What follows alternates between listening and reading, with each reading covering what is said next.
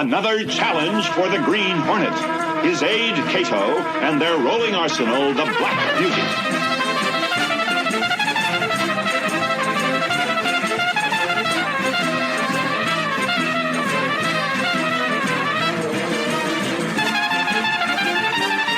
And now, to protect the rights and lives of decent citizens, rides the Green Hornet.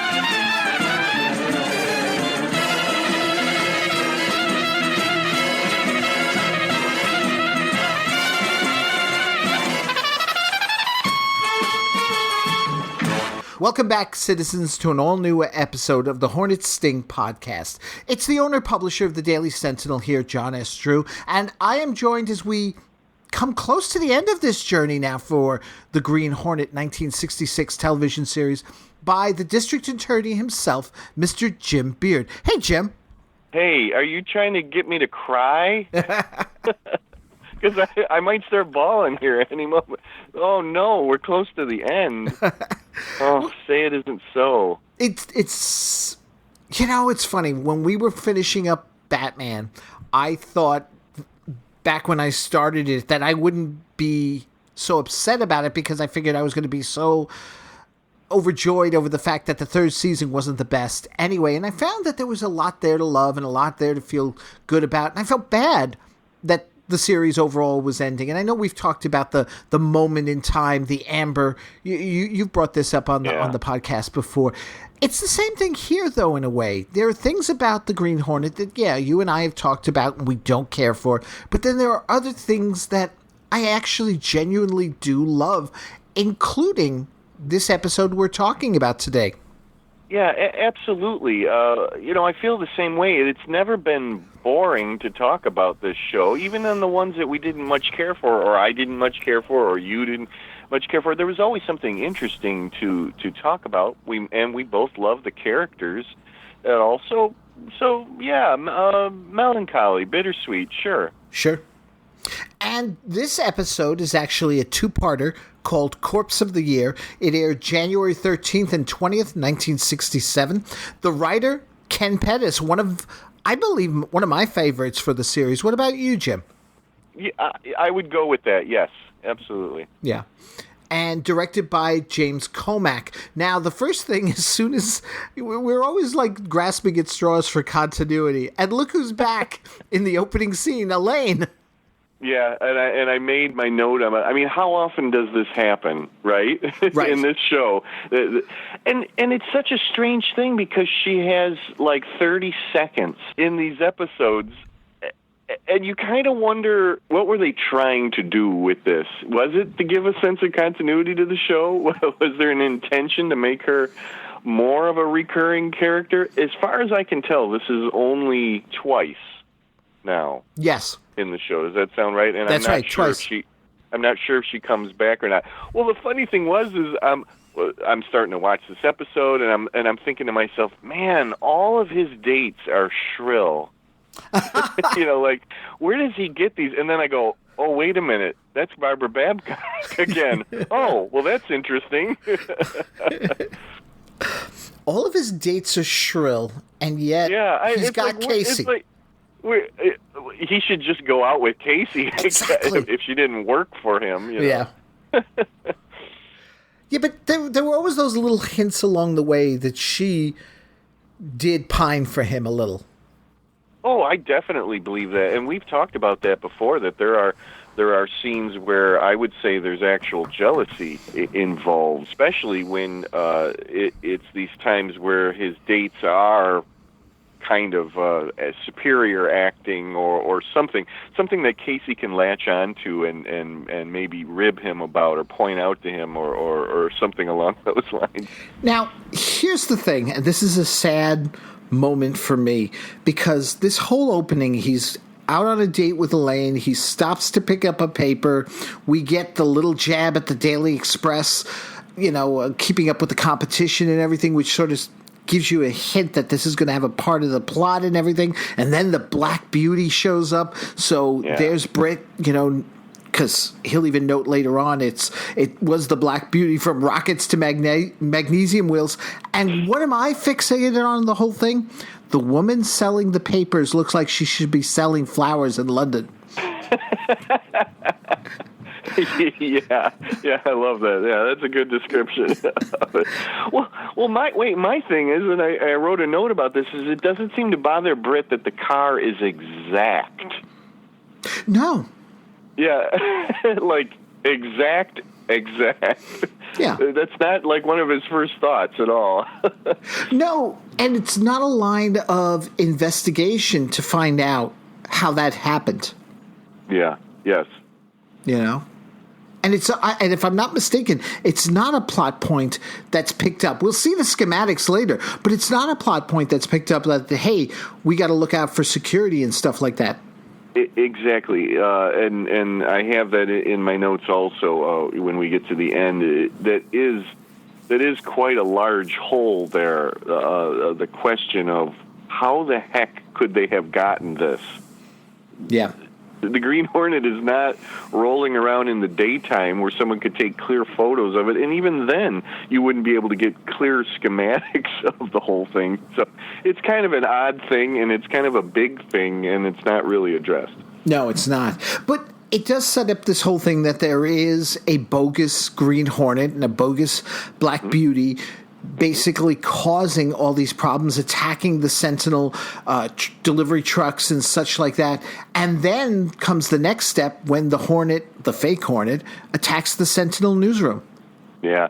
What an interesting thing to have them actually blow up a part of the office set. Yeah. And we've often talked about this office set, about how big it is and bustling and all of that. And then they actually go ahead and blow up part of it, yeah. which I thought was pretty interesting and a little gutsy for them to do here.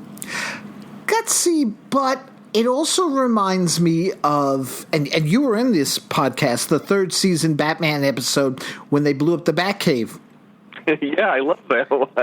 But you know how I feel about that one. I love that. As goofy as it is, it's I think it's dramatic. But yeah, they take a couple of pieces of debris and sort of lay them around here and there. But it was effective, I think. Oh, it was effective. But I would have loved to have seen a rebuild, like, maybe the next episode, the Batcave's not entirely in order, or the Sentinel newsroom isn't in order. Right, they take the opportunity to upgrade it, sure. Sure, but nothing. It's just, it was a dramatic moment. It looked great, and I love the bit with Mike when, he's like, railing against television and radio. Yes, yeah. And we learned that the Sentinel has a radio station, too. Oh, correct. Yeah, right. That hasn't come up before. No, I don't believe so. No. Yeah. What I thought was interesting is that once the DA comes in, there's a scene with him and Britt and Casey together, and they're talking about. I mean, they're talking openly. Yes. About the Hornet and all of that. And I made a note to myself because I'm not so sure there has been an actual scene in this show with Casey with the two of them. I don't think so.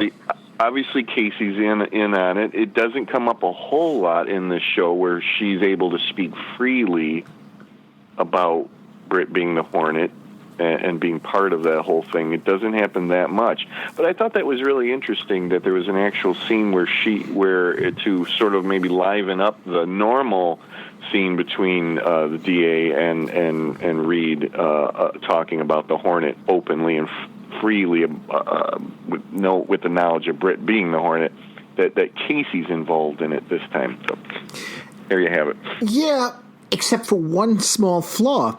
The door to the office was open, and Mike Axford was right outside because he'd picked up a typewriter, got himself settled into the desk outside Britt's office, and he's working away on the article. They're talking openly. Meanwhile, also, there's still police investigating the bomb scene. Right. Well, there's your gutsy part, right? That's what I meant. Yeah. That's right. Yeah. Okay. And then we get into the meat of this whole thing here, in which Dan Scully, who used to work for the Sentinel and is now working for the Express, contacts Britt, and he's got information about all this. And we're introduced to this host of characters, because it's not just a simple matter of, I'll infiltrate them and learn their secrets. No, it's a mystery. I mean, we've got Sabrina Bradley, editor of the Express. We got Simon Neal, the owner-publisher of the Express, his niece Melissa, and just for added measure, Felix Garth is the Society columnist. It really is an interesting parade of characters, and in some ways, it sort of, it illustrates the city, if you know what I mean, to get this many prominent people within our nameless city here. But yeah, I get exactly what you're saying. It is a lot of characters. I suppose it's because it's a two-parter that they decided to open this up, right? and walk on so many people, but they all play a good role in it, and that's what I like. I like the idea of the competition between the two papers. I like that we're getting that there was history there between the owners of the paper. It's all a very interesting setup. Yeah. I mean, the whole thing about like a fake version of our hero is a stereotype, is a cliche. But I think it's a pretty good basis for a two-parter. When we go into these two-parters, we always usually ask ourselves, is this worthy enough to be a two-parter? Yeah. Like, why did they pick this particular story to be a two-parter? But I think that there's a lot going on here that it's, for the most part, worthy of a two-parter. Oh, compared to the last one? Yeah, absolutely. Yeah, thanks. I agree with that. Yeah.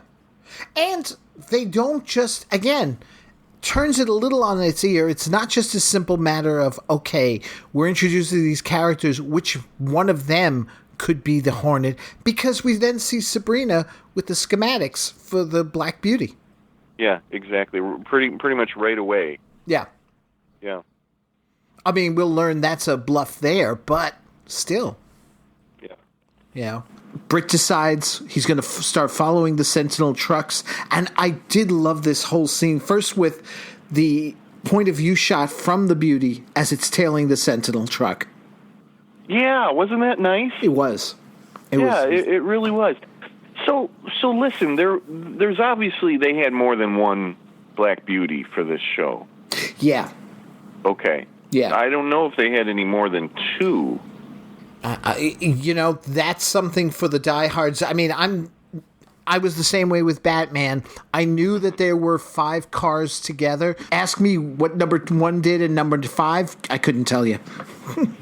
What I love is that they did have more than one Black Beauty, and they were able to use this to a great extent in this episode. It wasn't just going to be that they had to cut back and forth and act like, okay, this time it's the fake Black Beauty, this time it's the real one. Right. That they were able to actually have shots with the two cars. No split screen. Yeah, right. Yeah, no split screen, or again, just cutting back and forth between shots of it. So in that sense, that was really cool. I almost wish that there would have been something like that in Batman. And the chase scene itself between the two beauties, again, another piece of my favorite bit of music from the series. He must have seen us.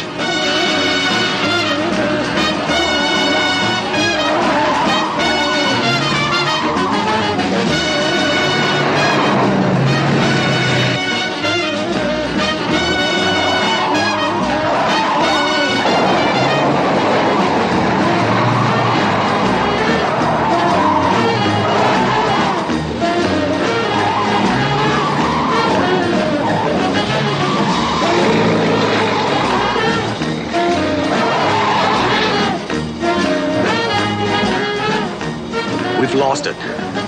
Maybe not. Commerce Street. Good for you. My favorite part is blast that door. he lets Kato off the leash to do what Kato loves best, which is use those damn rockets on the Black Beauty. Kato just must have been drooling at that point. Blast that door. Oh, thank you very much. Yeah. I gotta ask, though, this is another weird thing. Why does the fake Hornet in the chase lead them to the car designer? I know. It right. Yeah, I get it. I hear it. So, wait, here's another one. Why isn't there a fake Kato? Yes. Yeah. I like that because obviously that would have been yet another character to add into the whole thing. But to me, it would almost be that they thought it through, like, when they're talking about setting up this whole thing, like, okay, you're going to play the Hornet, and we've got the car and everything, and someone brings up, like, well, what about his masked accomplice? Yeah. He's got that one guy with him, and they're probably like, oh, that's going to be too hard to fake. Mm-hmm.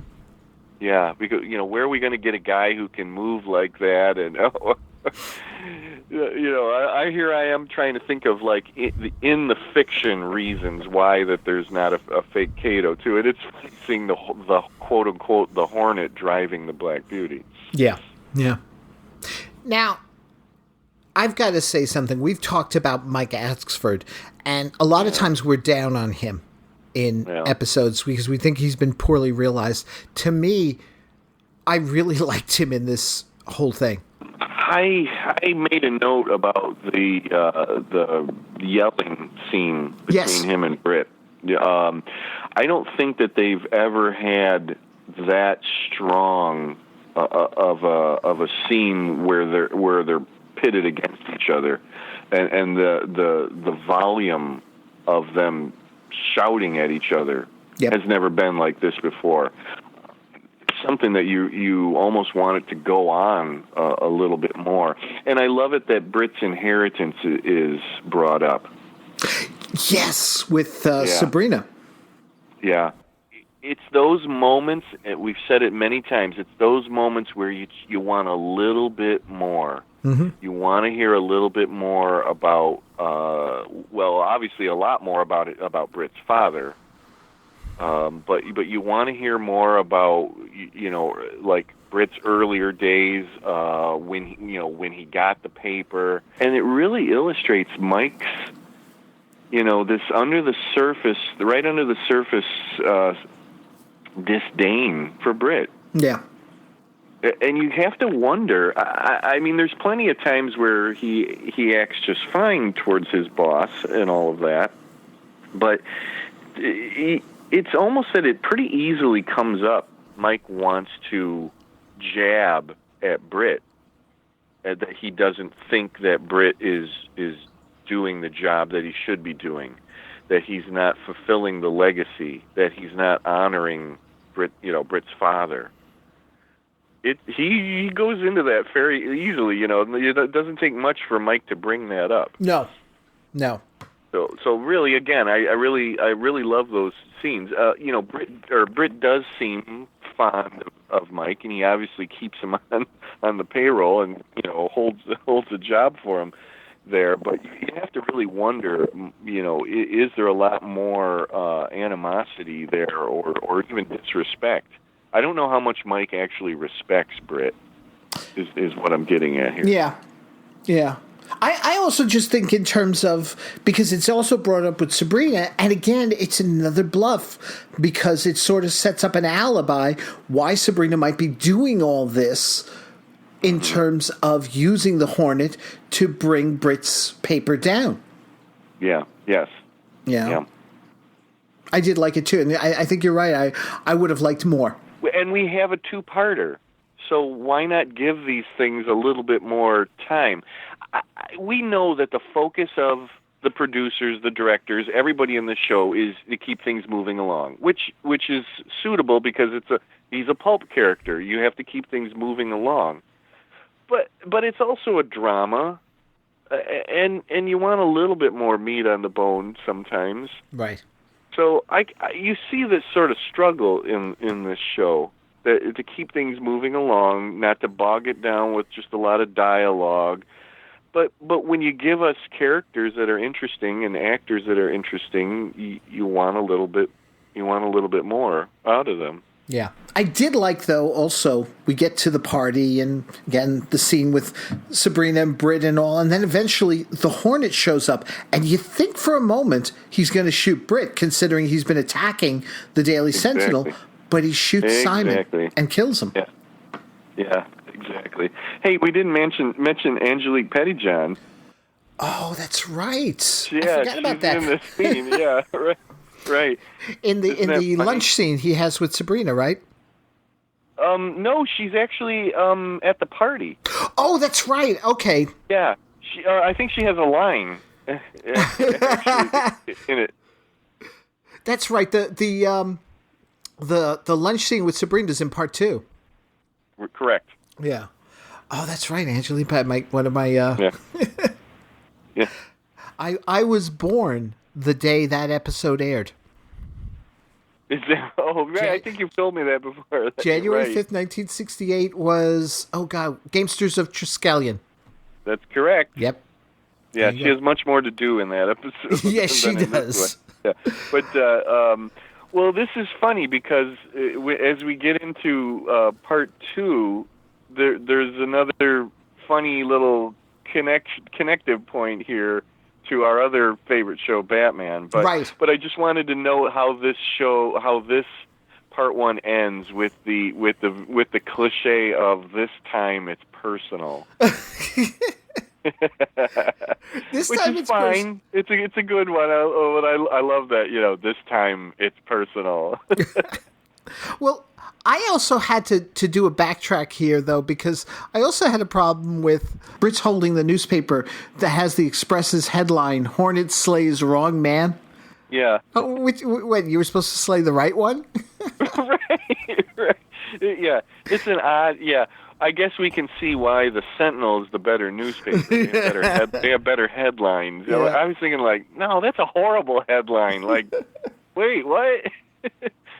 I could have rewritten that. I need to rewrite that. Yeah. And since Hornet he makes plays wrong man. Right place, wrong man.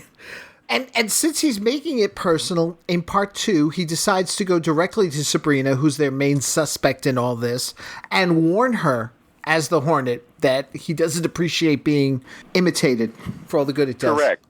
Correct. Touching once more on this time it's personal thing, and I do like that. I'm laughing about it because it's a cliche, but I do like that. It's not just another crime scheme in the city or whatever. When we get something a little bit more personal to Britt's story, then there's something there, and that's what I want more of. And it goes right back to what we've been saying all along. Mm-hmm. You want more on a personal level with these characters. Yeah. Now, I do say I really do like this 2-parter, but part 2 seems to go a little off the rails, in my opinion. Okay, because first Hornet tries the direct approach. Okay, fine. Then it gets wilder when Britt stumbles upon Felix's dead body and he's attacked by the Hornet. Mm-hmm. It's just it's like, okay, now we're going here, it just seems to go off in all these different directions because we've got all these characters. And I don't know, I just felt the second part was a little bit let down by a really good build-up in the first. Okay, let me counter that Sure. a little bit here. But maybe in a way that's good because it's not predictable. Oh, sure. Absolutely. That it didn't necessarily go, because for the most part, with the 30-minute episodes, you can pretty much guess how things are going to go. That's true. With them, But yeah, I see what you're saying, but I also think, it's kind of, we didn't. Now, when did you figure out who the fake Hornet was? The fake Hornet I had figured pretty quickly. My problem was his reasonings why. I couldn't understand why he was throwing in with... Yeah.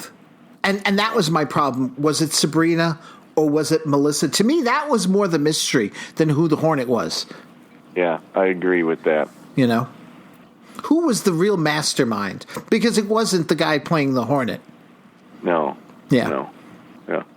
I will say this much, though. The whole thing with Britt finding Felix's body did give us one good thing, because his first call is to Casey, and we get her in a bedroom setting.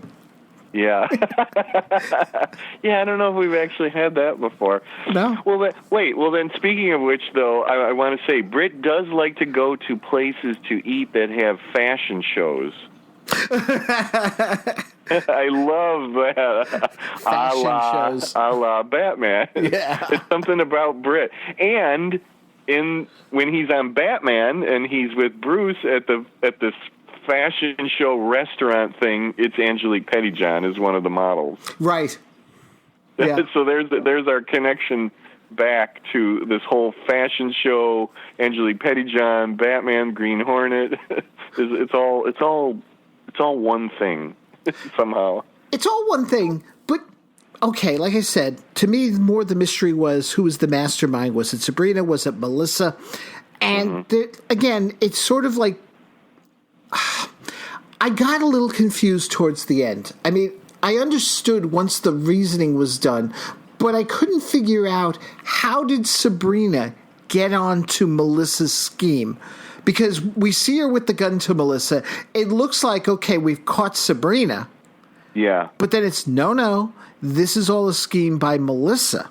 Because Correct. she knew that Sabrina was going to marry the publisher and she'd get everything. Correct. Sabrina's not without, she doesn't come out smelling like a rose in this. No. She's a nasty character, in her own way, although she's not the mastermind, the ultimate mastermind behind this whole thing. No, she's not. And the thing with that is that even the very ending, where she's, after everything's done, she's still showing like what a piece of work she is when she reaches for the phone and tries to call the story in. Yeah, exactly. Good point. Yeah, very good point. Yeah. The questions that are still left in this thing, and we go right back to how we started on this, is, again, how did they make an exact duplicate? I know that back then, maybe nobody sat there and said that, and if you're a kid watching that, I don't know if you thought of that, but here we are in 2017, and we have to know, how did they make an exact duplicate? How did they get an exact duplicate of the Hornet, the outfit? I mean, I know he shows up to people, but, does that mean that somebody has taken pictures of him before? Yeah. Or somebody with a very good memory? Yeah, or sat there and was able to sketch him or something like that. I know, in a way, I almost wish that they had a Black Beauty and a Green Hornet that wasn't exactly the same. Mm-hmm. Yes, it helps them to just use the other Black Beauty that they have there, that the producers and directors have on hand, and an extra costume and the mask laying around. But it would have been really interesting to show somebody's idea of what they thought the Green Hornet looked like, or the Black Beauty looked like slightly different. Right. You see where I'm going with Yep. this? That would have been, very interesting to have a different kind of a mask, maybe a hat or a coat that's a little differently, because nobody really knows exactly what he looks like. This almost makes it feel like I don't know, like he'd been caught on television before, or again that photos had been taken of him, or that there was Green Hornet merchandise for sale in the city, something like that. I don't know. These things bug me. Well, for that matter, the whole point, at least as far as Sabrina's side of things, as to how she had the schematics and everything, was that she was having the car made for the publisher, Simon, because he was going to dress up as the Hornet. And I'm thinking, and you included the rockets? It's a dumb kind of lame excuse. I know, right? How in depth do you need this thing? Well, let's put rockets in it. Let's have the magnesium wheels. Thing. Here's the other big question that I'm left with. Why didn't they think that the real Green Hornet would interfere with what they were doing? Yeah.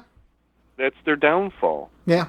Why did nobody stop and think that the criminal mastermind of the city, the famous Green Hornet, we're going to duplicate him exactly. We're going to go out and we're going to commit crimes as him. We're going to kill people as him.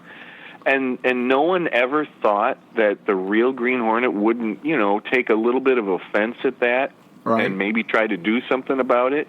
They didn't seem to have planned for that, really. No. Am I right? No. Okay. Yeah. And that's their downfall. I mean, it serves the whole story, obviously. You have to have the real Green Hornet, interject himself into this little thing, but they just didn't seem to have any sort of plan to take care of him or to keep him at arm's length or what while they, did these other things. I don't know. That's just my thought. Yeah, no, I agree. It's something even like where we see these stories where they're imitating the hero and trying to do something bad. Don't they realize they're going to draw the attention of the hero? It's the same sort of thing. Yeah, exactly. Yeah. Now, in this one, you can't smear the Green Hornet anymore. Well, there's that. Like a few more crimes, so what? Obviously, Britt's going to take offense to it, but it's not like one of those cases where, like, let's smear the good name of the hero. But after all is said and done, and I realize that I'm bringing up these things, I still liked this whole two-parter. Oh, same with me. Although I did, you got me thinking here, though, because since this was done with such precision in the sense that the Black Beauty looked like it did, and if there ever came a day that Britt is captured, how do you distinguish those crimes that the fake one committed to what? Yep. Yeah. Unless there's a full confession. Yeah, it's a really good point. And you really want to see that story. Yeah.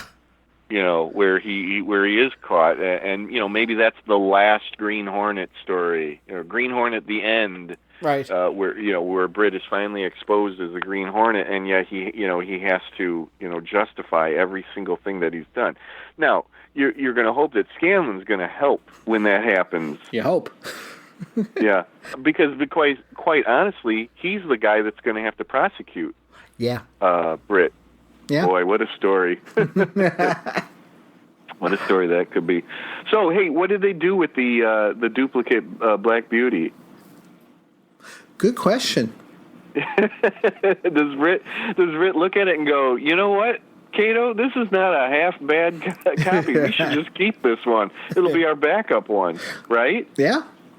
Yeah. I mean, what was the inside like? Did it have the satellite scanner thing?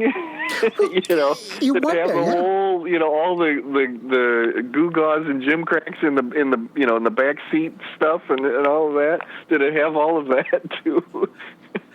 And frankly, why you would kill the card designer who did it for you when he was keeping his mouth shut. That the publisher, the editor was creating a car duplicate down to the rockets for the publisher of the Express. Mm-hmm. Oh, it's funny. It's pretty funny. And also, was Kato a little miffed that there wasn't a duplicate of him? Right. That would have been funny to have a fake Kato and the real Kato just takes him out, immediately. Better practice. That's the one thing we didn't get was like the full showdown, really, between all of them. Yeah. That's the only. That might be the only letdown, really, because honestly, I mean, well, let me ask you this: have you got anything else you wanted to discuss before we wrap this up? No, I think I've said everything I needed to say about this. All right, so then let me ask you, okay, must watch, can watch, or pass? gonna give it a Ken watch. Okay. It's close to saying must watch for the wealth of characters and interesting characters. That there is actually a real mystery here. It's not completely evident early on as to exactly what's going on or who's the mastermind. The idea of another Green Hornet, the tension between Mike and Britt, a lot of good things going on in here. As much as we're kind of tearing down some of these other things, it's close. But I'm still going to say Ken watch. It's not quite a must watch for me, but it's close. Okay. I'm going to go Can Watch. Okay. Honestly, I love this one. I know there are hiccups. We've talked about it along the way, but they're minor compared to everything this story has going for it. We've talked about how this show would benefit if it had an hour-long format, if you could expand upon the story and get a little more detail and stuff. And the what is it now? Once or twice, I think we've done two-parters. It never stepped up to the mark. This one comes closest. Yeah, I completely agree with that. I said it before. You ask yourself, why was this a two-parter? Yeah. Is it enough to go to those lengths? And I would say, yeah, finally maybe we're getting to that point where it is. But it hasn't happened before this, that's for sure. Yeah. Yeah. So wait a minute, a must-watch or a can-watch from you? No, for me, must. Oh, okay, you said Ken. Did I say can? Oh, no, must. Yeah. No, must watch. And then you said you loved it. No, must watch. I'm sorry. I thought I said. Good. Hey, yeah. Hey. Oh, no. Hey, good. No, definitely. Well, I think our listeners, give you more credit for, and they probably follow what you say more than what I say. Well, I also just I'm like Mikey. I hate everything. Speaking of Mikey, actually, that's one last thing. We get the very ending. We go back to the restaurant again with the ladies parading around in their underwear. Yeah. And Mike is clueless. I know. Again, I'm thinking again of Batman, where they went back to that place at the at the end. Yeah. The grub isn't that good. Clueless Mike, yeah. Yeah, right. And then I think he does sort of notice then, right at the very end. At the very end, yeah. Jeez. Oh, that Mike Axford. That Mike Axford. It makes it, you wonder, like, does he actually know how to write? How good are his articles? Does he have somebody help him with grammar and sentence structure? Jeez. Oh, God love him. What would we do without Mike Axford? Yeah. Ho, ho, ho. Well, speaking of which, next time, the Hornet has to use Mike Axford to disrupt the merging of two gangs in the episode Ace in the Hole. Okay. Looking forward to it. I'm looking forward to it because I'm calling this one the Green Hornet's attempt at comedy. Okay. And on that note, folks, thank you so much for listening. Stay tuned, folks, for these episodes here of the Hornet Sting podcast, and of course our continuing reviews of the Filmation Batman 66 cartoon series with Dan Greenfield. So until next time, folks, thank you so much for listening. Take care, everyone. Jim? Let's roll, Kato.